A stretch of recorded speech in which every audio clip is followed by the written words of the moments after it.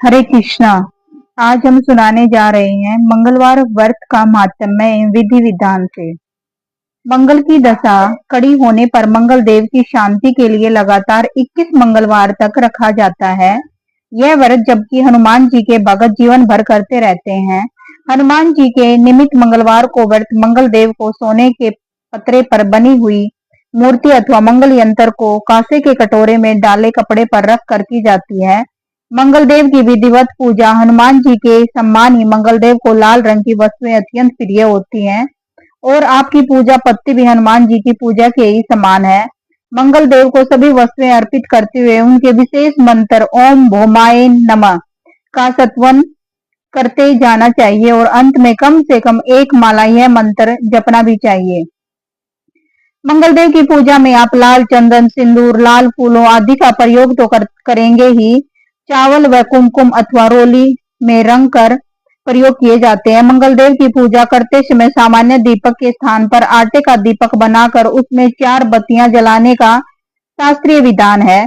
सबसे बड़ा अंतर तो यह है कि मंगल देव का मंत्र पढ़ते हुए उन्हें 21 बार भोग लगाया जाता है और भोग के ये 21 लड्डू अथवा पतासे बांटने के स्थान पर किसी ब्राह्मण को दे दिए जाते हैं।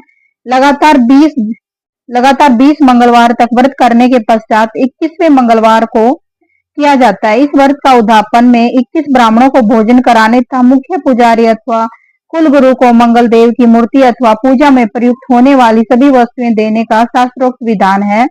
घर में कलह, मानसिक परेशानियां, दरिद्रता, क्रोध और रक्त विकारों का रामबाण औषधि है यह मंगलवार व्रत। एक गांव में एक बुढ़िया रहती थी। वह मंगल देवता को अपना इष्ट देवता मानकर सदैव मंगलवार को व्रत रखती थी, मंगल देव का पूजन किया करती थी। उसका एक पुत्र था जो मंगलवार को उत्पन्न हुआ था। इस कारण उसको मंगलिया के नाम से पुकारा करती थी। मंगलवार के दिन वह न तो घर को लीपती थी और न ही पृथ्वी ही खोदती थी। एक दिवस पर मंगल देवता उसकी श्रद्धा को देखने के लिए उसके घर में साधु का रूप बनाकर आए और द्वार पर आवाज दी। बुढ़िया ने कहा, महाराज क्या आज्ञा है?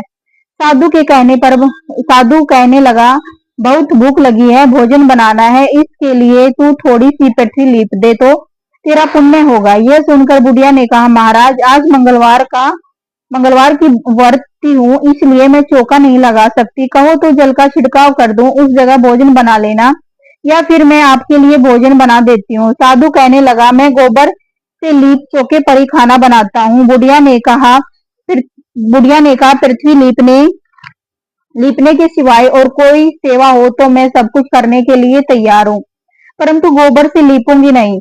तब साधु ने कहा कि सोच समझकर उत्तर दो, जो कुछ भी मैं कहूंगा वह तुमको करना होगा।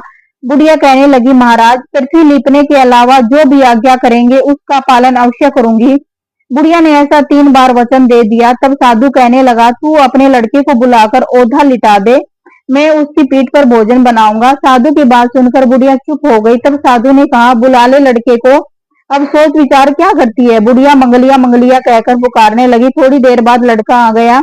बुढ़िया ने कहा, जा बेटे, तुझको बाबा जी बुलाते हैं। लड़के ने बाबा जी से जाकर पूछा कि क्या आज्ञा है बाबा जी?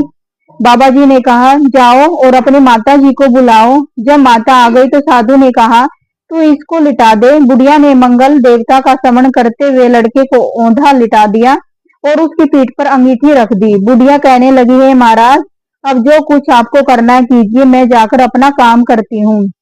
साधु ने लड़के की पीठ पर रखी हुई अंगीठी में आग जलाई और उस पर भोजन बनाया। जब भोजन बन चुका था तो साधु ने बुढ़िया से कहा, अब अपने लड़के को बुलाओ, वह भी आकर भोग ले जाए। बुढ़िया कहने लगी, ये कैसे आश्चर्य की बात है, उसकी पीठ पर आपने आग जलाई और उसे ही प्रसाद के लिए बुलाते हो, क्या ये संभव है?